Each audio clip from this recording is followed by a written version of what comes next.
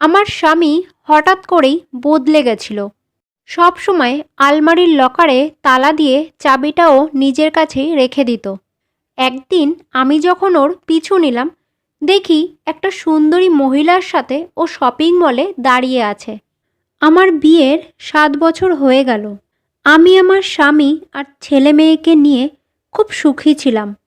আমার স্বামী যা ইনকাম করত তাতে আমাদের খেয়ে পড়ে সংসারটা বেশ ভালোভাবেই চলে যাচ্ছিল।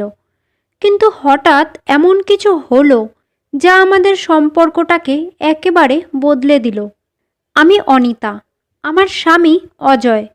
বাজারে আমাদের একটা ছোট জুতোর দোকান ছিল, যা দিয়ে আমাদের বাড়ি আর 2 ছেলে মেয়ের পড়াশোনা ভালোভাবেই চলে যাচ্ছিল। আমার নিজেরও তেমন একটা চাহিদা ছিল না, কিন্তু ধীরে ধীরে এই সব কিছুই বদলে যেতে শুরু করলো। একদিন অজয় যখন দোকান থেকে বাড়ি ফিরল, তখন ওর মনটা ভালো ছিল না, মেজাজটাও বেশ গরম ছিল। ঘরেই তখন ছেলে মেয়ে পড়তে বসেছিল, কিন্তু একটা সময় তারা দুজনে মারপিট করতে শুরু করে দিল। অজয় দোকান থেকে বাড়ি এসে সেখানেই বসেছিল। আমি লক্ষ্য করলাম আজ ওর মেজাজটা ঠিক নেই, কেমন অন্যমনস্ক হয়ে আছে। আমি চা বিস্কুট নিয়ে আসলাম, কিন্তু ও সেটাও খেলো না। তারপর আমি রান্নাঘরে চলে গেলাম। হঠাৎ বাচ্চাদের কান্নার আওয়াজ শুনে আমি তাড়াতাড়ি করে রান্নাঘর থেকে বাইরে বেরিয়ে এসে কি হয়েছে জিজ্ঞেস করতেই ওরা বলল, বাবা মেরেছে। এটা শুনে আমি অবাক হয়ে গেলাম, কারণ আজ পর্যন্ত আমার স্বামী ছেলেমেয়ের গায়ে কখনো হাত তোলেনি। হাত তোলা তো দূরের কথা, উঁচু গলায় কথা পর্যন্ত বলেনি। বাচ্চারা কোনো ভুল করলে সবসময় বুঝিয়ে বলতেন, কিন্তু আজ হঠাৎ ওর কি হলো? আমি বাচ্চাদের অন্য ঘরে যেতে বলে অজয়ের পাশে গিয়ে বসলাম আর ওর হাতটা ধরে জিজ্ঞেস করলাম, কি হয়েছে? কোনো সমস্যা থাকলে আমায় বলো। কিন্তু অজয় এতটাই রেগেছিল যে ও আমার হাতটা সরিয়ে দিয়ে কিছু না বলেই উঠে চলে গেল। আমি বুঝতে পারলাম যে নিশ্চয়ই কোনো বড় ব্যাপার আছে, যার জন্য অজয় এত চিন্তা করছে। বেশ কিছুদিন অজয়ের মেজাজটা ওই রকমই ছিল, প্রয়োজন ছাড়া কারোর সাথে কথা বলছিল না। তাছাড়া ও নিজের ব্যক্তিগত জিনিসগুলোকেও সামলে রাখছিল। ও আলমারির লকারে বেশ কিছু জিনিস রাখত, আর সেই লকারের চাবি ও নিজের কাছেই রাখত। কিন্তু এমনটা তো আগে কখনো করেনি। আমি সবই লক্ষ্য করছিলাম, কিন্তু ওকে কিছু জিজ্ঞেস করিনি, কারণ আমার মনে হয়েছিল যে যদি আমি এই ব্যাপারে বেশি কিছু জিজ্ঞেস করি তাহলে হয়তো ও আরও বেশি রেগে যাবে। তাছাড়া কিছুদিন ধরে ওর মন মেজাজটাও ভালো নেই, তাই আমি আর কিছু বললাম না। অজয় এখন আর আগের মতন খুব বেশি কথা বলতো না, এমনকি বাচ্চাদের সাথেও সময় কাটাতো না। সারাক্ষণ শুধু চুপ করে ঘরে বসে থাকতো। এইভাবেই বেশ কিছুদিন কেটে গেল। এবার কিন্তু আমার এই ব্যাপারটা নিয়ে একটু চিন্তা হলো। একদিন আমার স্বামী দোকান থেকে ফিরে আলমারিতে নিজের লকার খুলে কিছু একটা রাখছিল। ঠিক সেই মুহূর্তেই আমি রুমে ঢুকি ওকে খেতে যাওয়ার জন্য ডাকতে। অজয় আমাকে দেখেই তাড়াতাড়ি করে লকারটা বন্ধ করে দিল। আমি জিজ্ঞেস করলাম, কি হলো? এমনভাবে লকারটা বন্ধ করলে কেন? এমন কি আছে ওই লকারে যেটা তুমি লুকিয়ে রাখছো? অজয় বলল, কিছু না।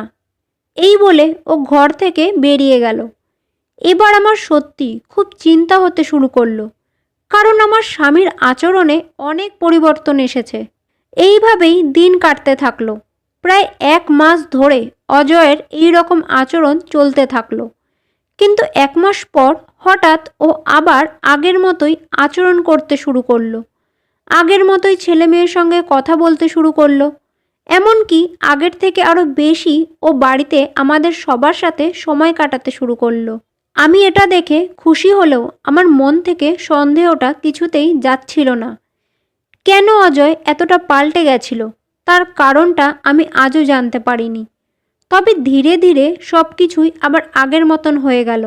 কিন্তু আমার স্বামী এখনও তার লকারের তালা দিয়ে চাবি নিজের কাছেই রাখত। ওই লকারে কারোর হাত দেওয়ার অনুমতি ছিল না।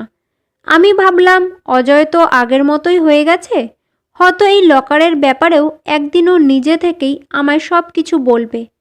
তাই আমি ধৈর্য ধরে অপেক্ষা করতে থাকলাম। সময় চলে গেল। একদিন সন্ধ্যায় আমি বাড়ির কিছু প্রয়োজনীয় জিনিস কেনার জন্য পাশেই একটা মলে গেলাম। অজয় তখন দোকানে ছিল আর বাচ্চারা টিউশনে গেছিল। আমি ভাবতেই পারিনি যে মলে এসে আমাকে এমন কিছু দেখতে হবে।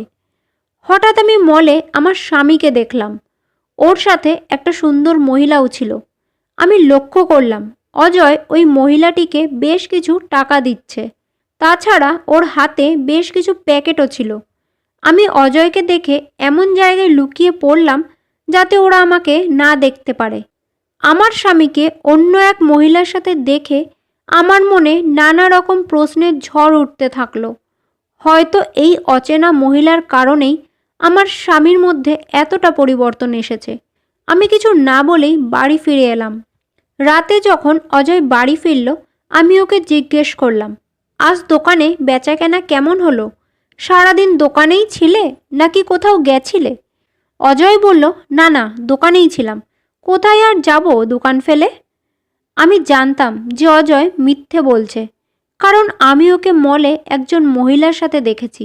মিথ্যে কথা বলবো না। এবার আমার মনে সন্দেহ হলো।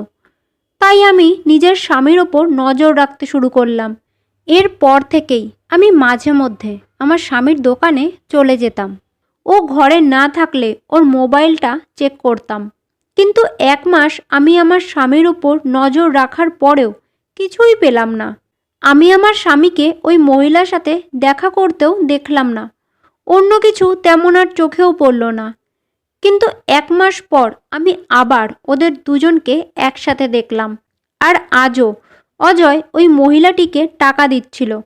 তারপর থেকে আমি বেশ কয়েক মাস লক্ষ্য করলাম আমার স্বামী ওই মহিলাটির সাথে প্রতি মাসের 1 তারিখ ওই একই মলে ঠিক সন্ধ্যা 6টা-7টার সময় দেখা করত আর ওই মহিলাকে টাকাও দিত। আমি অনেক দিন ধরেই এটা লক্ষ্য করছিলাম। আমার পক্ষে এই ব্যাপারটা আর মেনে নেওয়া সম্ভব হচ্ছিল না। তাই একদিন অজয় দোকান থেকে বাড়ি এলে আমি ওকে সরাসরি জিজ্ঞেস করলাম, কি ব্যাপার তোমার? কি লুকোচ্ছ তুমি আমার থেকে? অজয় বলল, তুমি আবার সেই পুরনো প্রশ্ন শুরু করেছো। সারাদিন পর বাড়িতে এলাম, একটু বিশ্রাম নিতে দাও। আমি আর নিজেকে আটকাতে পারলাম না। সোজাসুজি অজয়কে বলেই ফেললাম, যদি কিছু নাই বা লুকোচ্ছ, তাহলে ওই মহিলার সাথে কেন দেখা করো? আর কেনই বা প্রতি মাসে ওকে টাকা দিচ্ছ? আমার কথা শুনে অজয়ের মুখের রঙই পাল্টে গেল। ও আমার উপর চিল্লিয়ে বলে উঠল, তুমি আমার উপর নজর রাখছিলে? আমায় চোখে চোখে রাখছিলে তুমি? প্রতি মাসে অনেক লোককে আমায় টাকা দিতে হয়। তুমি কি জানো দোকানের ব্যাপারে? সব কথা কি তোমায় বলতে হবে?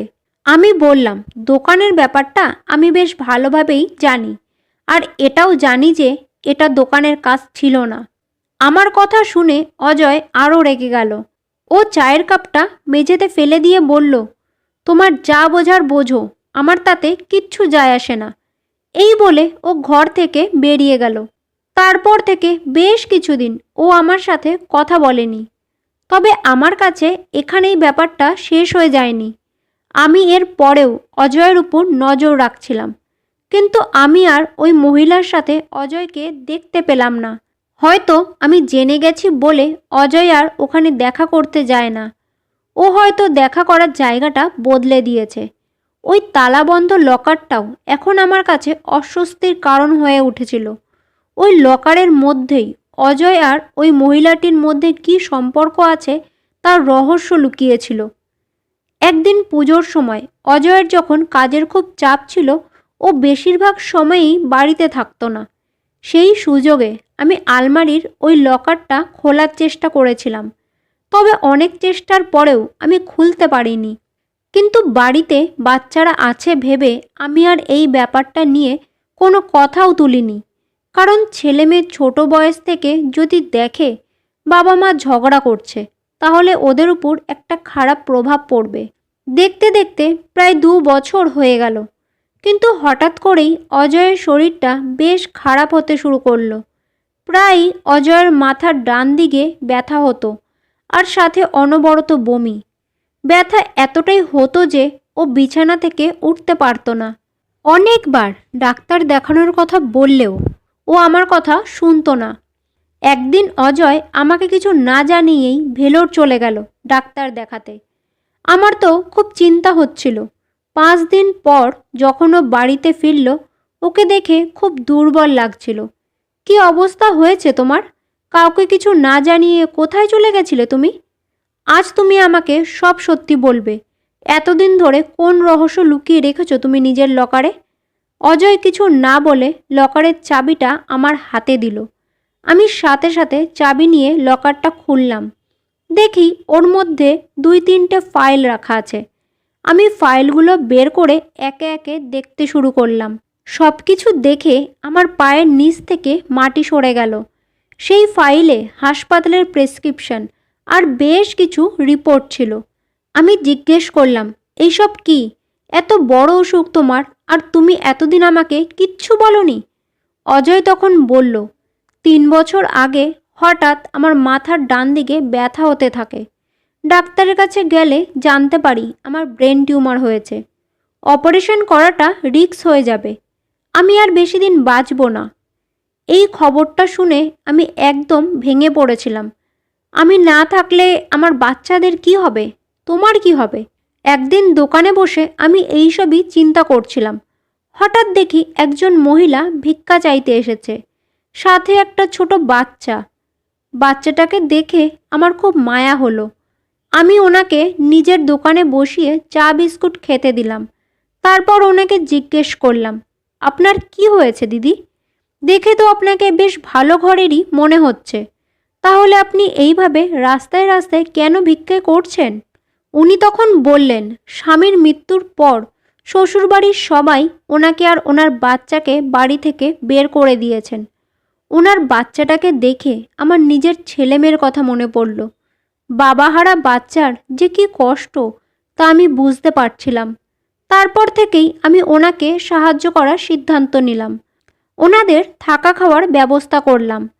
তার জন্যই ওনাকে আমি প্রতি মাসে টাকা দিতাম।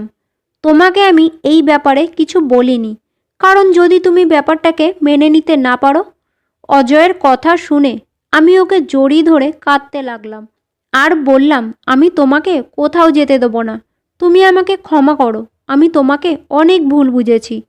এরপর থেকে অজয়ের চিকিৎসার সাথে সাথে আমি আমার স্বামীর মঙ্গল কামনার জন্য মন্দিরে মন্দিরে গিয়ে পুজো দিলাম, মানত করলাম। অজয়ও আরও বেশি করে মানুষের সেবা করতে থাকলো। আমি আবার অজয়কে নিয়ে ভেলোর গেলাম। আর সবথেকে আশ্চর্যের ব্যাপার এটাই যে এবার ডাক্তারবাবু ঠিক করলো যে অজয়ের অপারেশন করাবেন। আর ভগবানের কৃপায় কিছুদিনের মধ্যে ও সুস্থও হয়ে গেল। ডাক্তার, ভগবান আর মানুষের আশীর্বাদের কারণে আজ আমার স্বামী সুস্থ হয়ে আমার কাছে ফিরে এসেছে। বন্ধুরা, আশা করছি আজকের গল্পটা তোমাদের ভালো লেগেছে। যদি গল্পটা ভালো লেগে থাকে তাহলে ভিডিওটাকে একটা লাইক আর চ্যানেলটাকে সাবস্ক্রাইব করার অনুরোধ রইল।